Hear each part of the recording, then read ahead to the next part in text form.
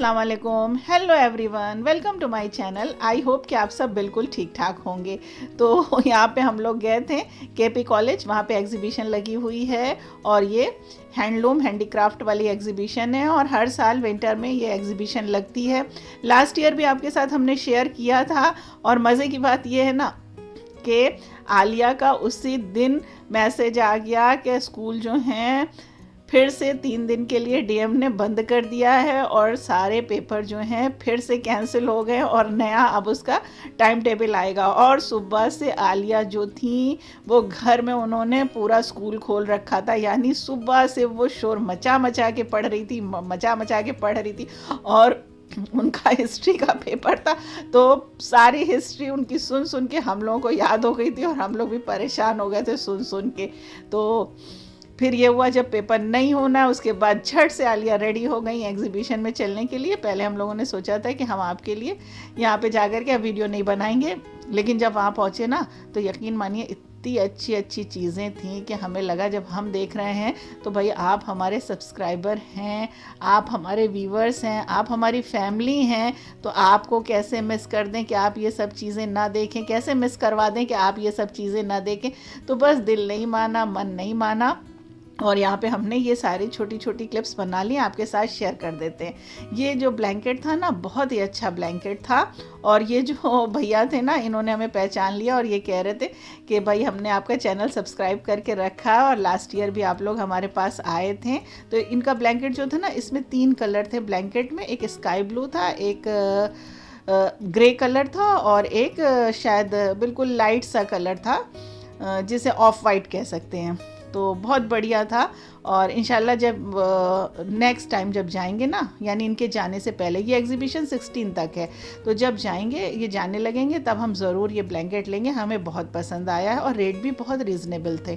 उसके बाद आगे बढ़ें तो यहाँ पे देखिए कश्मीर वाले भैया लोग जो हैं इन लोगों ने बहुत सारा स्टॉल अपना लगा रखा है, कई शॉप इन लोगों की है, तो यहाँ भी चीज़ें अच्छी हैं और रेट भी रीज़नेबल है। तो हम यहाँ पे शॉल देख रहे थे और बाकी तो आपको पता ही है कि जो कश्मीरी आते हैं सीज़न में वो घर पे आके दे ही जाते हैं सारी चीज़ें।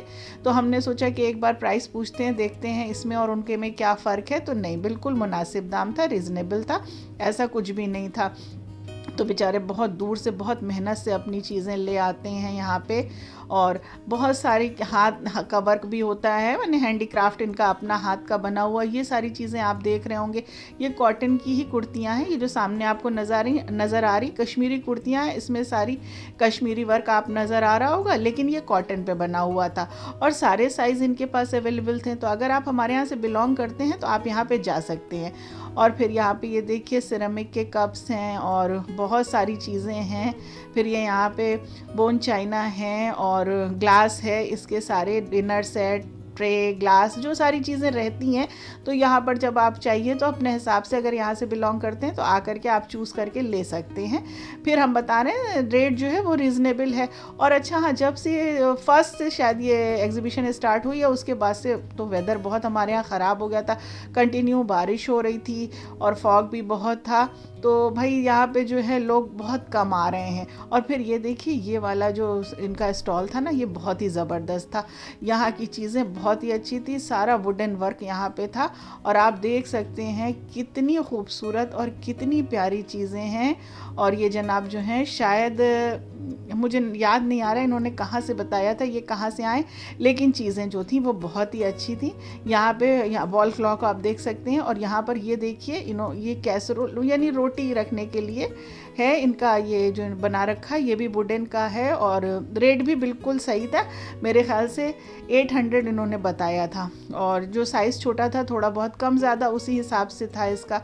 और जो आप वॉच देख रहे थे ना वो वॉच भी 1100, 1200, 800 उस हिसाब से थी। और ये देखिए ये लेडीज़ का सबसे बढ़िया और सबसे पसंदीदा कहेंगे कि जगह होती है चूड़ियों की। तो ये जो बैंगल्स थे ना ये जयपुरी बैंगल के सारा पूरा स्टॉल था और इतनी खूबसूरत। पहले तो हम तो वैसे बैंगल बहुत कम पहनते हैं, चूड़ियों का हमें बहुत कम शौक़ है, बस एक हाथ में डाल लिया बस वही रहता है, या कभी शादी वगैरह में गए तो आप हमारे पास चूड़ियों का कलेक्शन आपको मिलेगा ही नहीं। शुरू से मुझे चूड़ियों का बिल्कुल शौक़ नहीं था, लेकिन भाई यहाँ पे तो इतनी ज़बरदस्त और इतनी खूबसूरत खूबसूरत चूड़ियाँ थी और सबसे बड़ी चीज़ रेट बहुत रीज़नेबल थे। और अगर आप ऐसे मार्केट में जाएंगे ना और या जा कर के आप यहाँ जयपुर वगैरह में परचेस करेंगे शॉप से तो हमें लगता है रेट बहुत ज़्यादा होंगे। तो ये 200 की 4 पीस थे, 250 के थे 4 पीस, 6 पीस। तो हमने तो भाई यहाँ पर से बहुत सारे बैंगल ख़रीदे, इतने खूबसूरत कि हम आपको बता नहीं सकते। पता नहीं वीडियो में क्लियर आपको समझ में आ रहा है कि नहीं आ रहा है।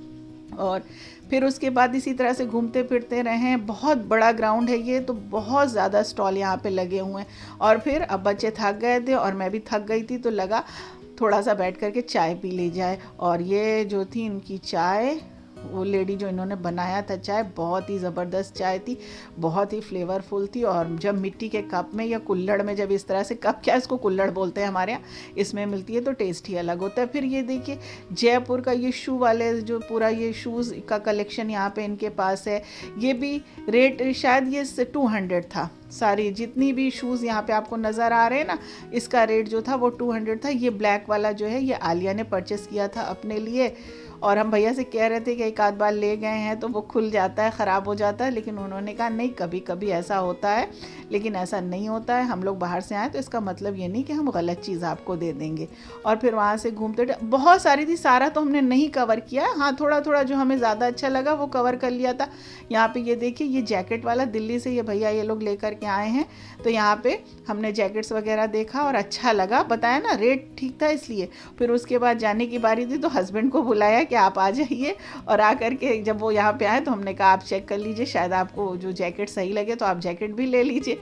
तो उन्होंने कहा नहीं हमें कुछ भी नहीं लेना है। उसके बाद ये बाहर देखी, यहाँ पे वुडन वर्क, ये वुडन सारे फर्नीचर यहाँ पे लगा रखे हैं, अलग अलग जगह से लोग लेकर के आए हैं। और फिर ये देखिए ये स्टूल जो था, या इसको साइड टेबल आप कह सकते हैं, ये भी बहुत बढ़िया था। बस इसका भी रेट ऐसे ही था, 800, छोटा था तो 800 था, बड़ा था तो 1100 था, 1500 था, 3300 था, इस हिसाब से था। तो हम लोग घूम फिर के उसके बाद घर आ गए। तो कुछ चीज़ें हमने परचेज़ भी की है, इंशाल्लाह नेक्स्ट ब्लॉग में दिखाएंगे। अभी एक आध बार और जाएंगे ना, सारी चीज़ें जब ले आएंगे ना तब आपके साथ इंशाल्लाह ज़रूर शेयर करेंगे। और अब यहाँ पे बन रहा था गाजर का हलवा, तो ये नेक्स्ट डे की क्लिप है। तो गाजर जो थी ना, हमने इसको ग्रेट किया था, और ये हमारे पास 1.5 किलो गाजर थी, तो ग्रेटर में जो बड़ा वाला होता है हिस्सा, उससे ग्रेट कर दिया था। और इसमें हमने 1 लीटर फुल क्रीम मिल्क जो थी पूरी बालाई के साथ इसमें डाल करके इसको प्रेशर कुकर में एकदम टेंडर कर दिया था। उसके बाद देखिए इसमें जो पानी था ना, बस प्रेशर कुकर में इसको टेंडर किया था, और उसके बाद खोल करके इसका पानी पूरा ड्राई कर लिया था। जब ड्राई हो गया तो इसमें टेस्ट के अकॉर्डिंग हमने शुगर ऐड कर दी थी, और 2 बड़े चम्मच भर के घी, घर का ही हमारा घी होता है, घी डाल दिया था। और उसके बाद ढक करके उसके बाद इसको हमने अच्छे से भून दिया है। अब बारी है इसमें मावा डालने की, यानी खोया डालने की।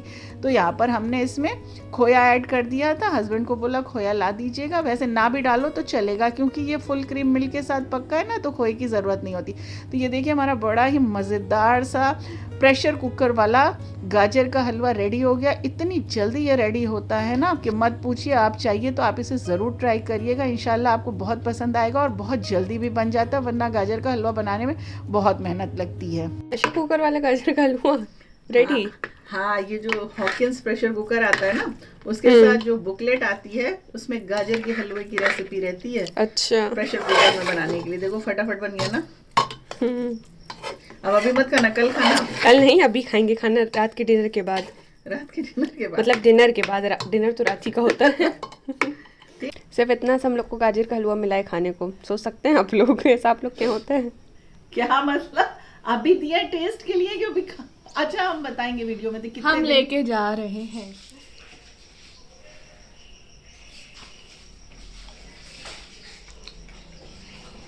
बहुत बढ़िया, बाजार से बहुत बढ़िया टेस्ट है ना? कितना टेस्टी है। मम्मी के पापा हाथ कटवा देने चाहिए।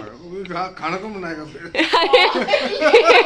हमने सुन लिया सब आप लोग की बात। ये भी बात है, मतलब जैसे पुराने जमाने में वो लोग कहते थे, ऐसे बोल दिया मैंने। अच्छा, सीखेंगे नहीं, हाथ कटवा। बहुत टेस्टी, एकदम मलाई जैसा। क्या बात बोले? नहीं, लेकिन मिलेगा नहीं, बस इससे ज्यादा पूरा नहीं खाना। मम्मी क्या है? खाइए आप भी। अरे जो पकाता है उसका पेट भर जाता है। नहीं, टेस्ट तो कर दी, मेरा पेट भर गया। नहीं बहुत टेस्टी है माशाल्लाह, बहुत अच्छा है, तो लजीज। हमेशा ही तो ऐसे बनता है। हाँ ड्राई फ्रूट्स नहीं डाला, चलो बहुत अच्छा बना है। आलिया अगली बार तुम बनाना। नहीं, आलिया लीजिए। तो देखा ना, ऐसी तारीफ हुई कि हाथ काटने की ही बात होने लगी। भाई हमको ऐसा खाना नहीं बनाना जिसमें अपना हाथ कटवाना पड़ जाए। तो बस ये देखिए, उसके बाद यहाँ पे हलवा बन गया था, सबने टेस्ट कर लिया था। फिर उसके बाद हमने बनाया था यहाँ पर चिकन चाउमीन और साथ में बना था हनी चिली पोटैटो। तो भाई फिर उसके बाद हमने शूट नहीं किया था क्योंकि बहुत थक गए थे। फिर ये हुआ, फिर दोबारा चलो ये सारा काम करो। तो इसके साथ हमारा ये रात का डिनर हो गया था। हमने कहा बस इसको बना लेते हैं, जल्दी फटाफट बन जाएगा। और जब हस्बैंड को बोला ना कि आकर के खा लीजिए, तो पूछ रहे थे यही खाना आज मिलेगा। ये हुआ कि हाँ आज यही खाना मिलेगा। तो आप तो जानते ही, बिना रोटी के उनको सब्र होता नहीं है, रोटी उनको चाहिए ही चाहिए। फिर भी अच्छा आ रहा है, ऐसा नहीं है कि नहीं अच्छा आ रहा है, पर खा रहे हैं, पर ध्यान रोटी में लगा हुआ। और देखिए अभी हम आपको प्रूफ दिखा देंगे। इसको खाने के बाद उन्होंने कहा नहीं हमको एक रोटी खानी है, और फिर 2 दिन का ये सालन बचा हुआ था, एक रोटी के साथ उन्होंने उसे भी टेस्ट कर लिया, अपना पेट भर लिया ताकि उनको तसल्ली मिल जाए। और उसके बाद आज किचन इतना मैस हो गया था मत पूछिए। और आज हम लोगों ने बहुत जल्दी डिनर भी कर लिया था, उसके बाद सब कुछ समेटा। आई होप कि आज का व्लॉग आपको पसंद आया होगा। लाइक शेयर और सब्सक्राइब करिएगा। Thanks for watching.